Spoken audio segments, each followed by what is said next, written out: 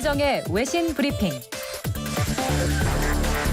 밤사이 들어온 주요 국제 뉴스들 정리해드립니다. 문희정 국제정치평론가 스튜디오에 나와 계십니다. 어서 오세요. 네, 안녕하세요. 2014년 우산혁명을 주도했던 홍콩대 교수가 해임이 돼서 지금 홍콩 내에서 굉장히 논란이 되고 있죠. 네, 그렇습니다. 지난 2014년 79일 동안 이 홍콩에서 벌어졌던 민주화 시위인 우산혁명을 주도한 홍콩대 법대 베니타이 교수에 대한 해임안이 28일에 통과가 됐습니다.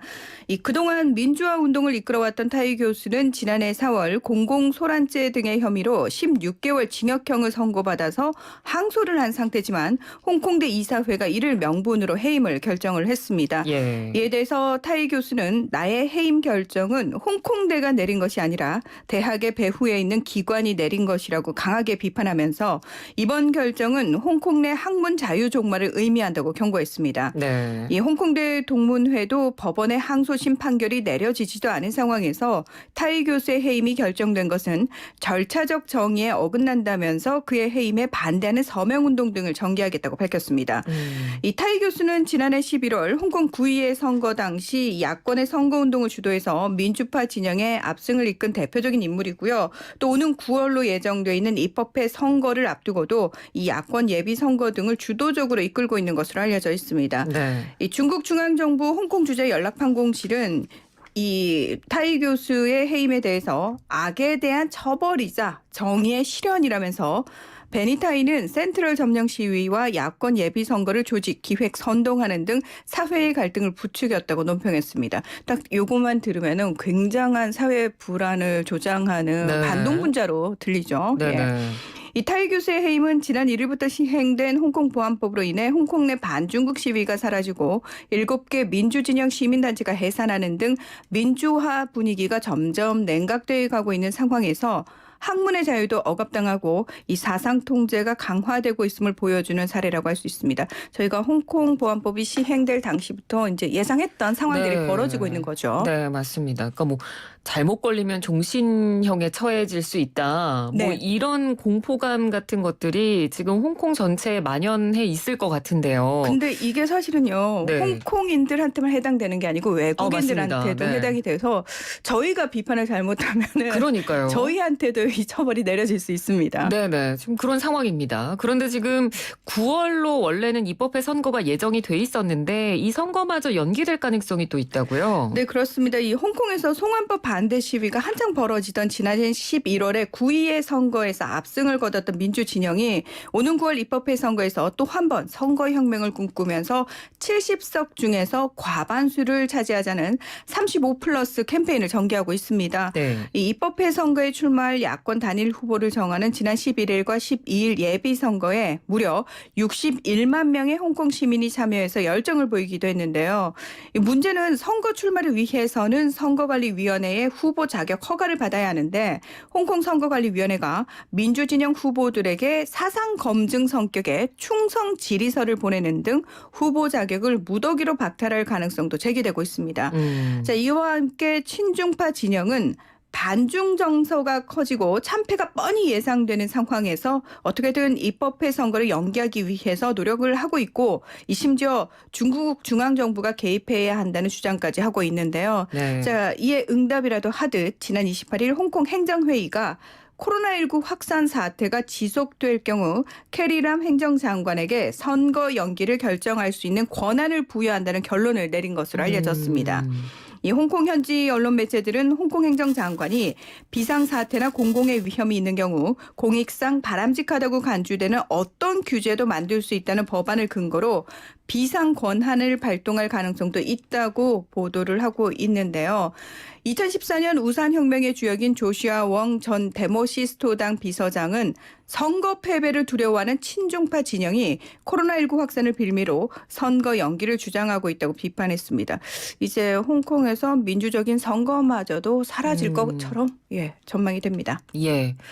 이번에는 미국으로 가보도록 하겠습니다. 미국 민주당 쪽에서 동맹 재건을 대선 공약으로 내세웠다 이런 소식이 있는데 이게 동맹 재건이라는 게 어떤 뜻인가요? 네, 그 도널드 트럼프 대통령의 미국 우선주의에 맞서서 미국 민주당 조 바이든 후보 측은 오는 11월 대선에서 승리하면 지금 도널드 트럼프 대통령의 동맹들과의 관계가 굉장히 안 좋기 때문에 이 네. 부분에 대해서 다시 다 되돌리겠다라고 이야기를 하는 겁니다. 예. 민주당 정강위원회가 지난 27일 이런 내용의 정강 정책 초안을 승인을 했고요. 다음 달 17일부터 20일까지 열리는 전당대회에서 이를 최종 확정할 예정인데요. 자, 이렇게 되면 민주당의 이 정강 정책이 바로 바이든 전 부통령의 대선 공약이 되는 겁니다. 네. 이 민주당은 트럼프 대통령은 미국을 맨 앞에 두겠다고 약속했지만 트럼프의 미국은 나 홀로 서 있다면서 그의 지도력 아래에서 미국의 평판과 영향력은 누더기가 됐다고 강도 높게 비판을 했습니다.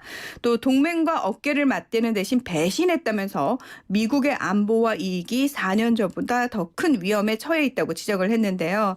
자, 그러면서 이 트럼프 대통령이 탈퇴했던 세계보건기구, 유엔 인권위원회, 유엔 인구기금, 파리 기후변화협정, 이란 핵합의 등에 복귀하고 이 동맹관계 구축을 위해서 적극적으로 노력하겠다 이렇게 밝혔습니다. 네. 이 한반도 정세와 관련해서도 언급이 있는데요. 네. 트럼프 대통령의 방위비 분담금의 대폭 인상 요구를 동맹인 한국을 갈취하려 한다. 이렇게 표현을 했고요. 그리고 북한에 대해서는 사실 정상회담에 대한 언급은 하지 않은 채 핵 프로그램에 대한 봉쇄, 그러니까 예전에 그 대북 강경책에 대해서 언급이 나왔습니다. 예. 또 중국에 대한 정책은 중국의 지적재산권 탈취와 불법 보조금, 또 남중국해 갈등, 신장 위구르족을 비롯한 소수민족 탄압 등에 대한 강도 높은 압박과 견제, 그러니까 지금 트럼프 대통령이 행하고 있는 기본 견제 기조를 그대로 가져가겠다 이렇게 밝힌 상태입니다. 네.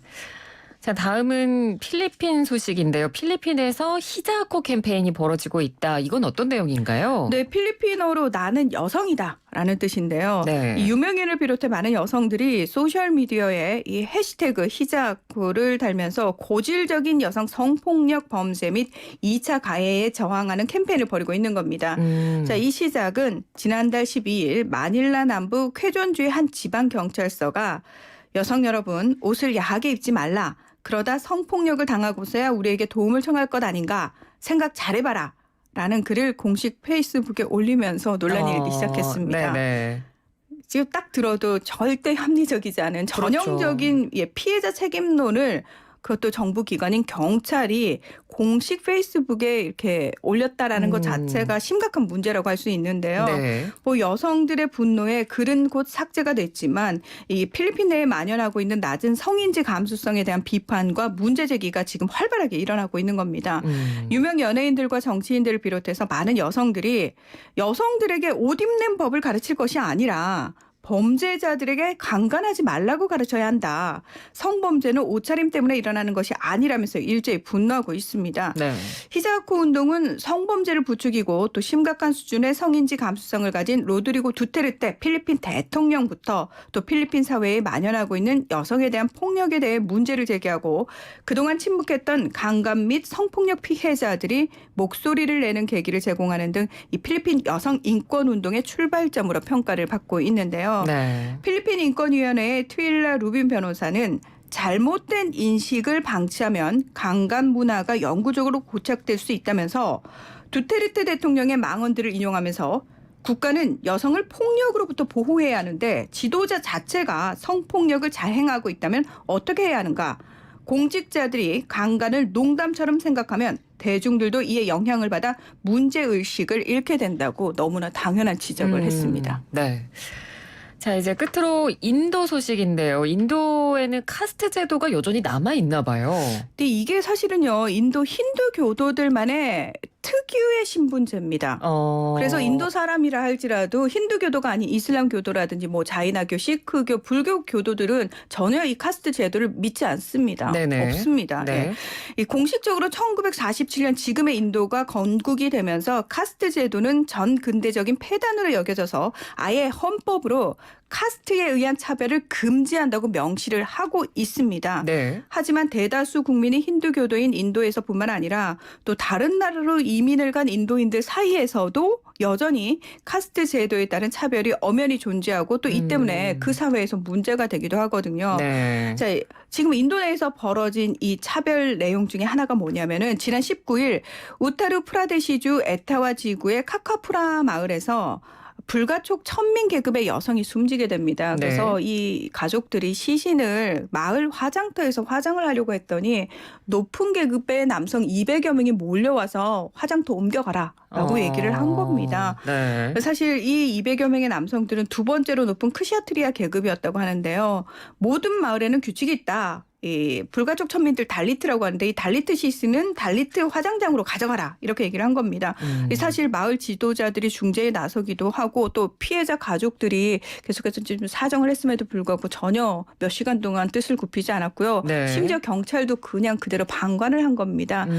그래서 결국 이 가족들 4km 떨어진 화장장으로 옮겨서 장례를 치렀다고 하는데요.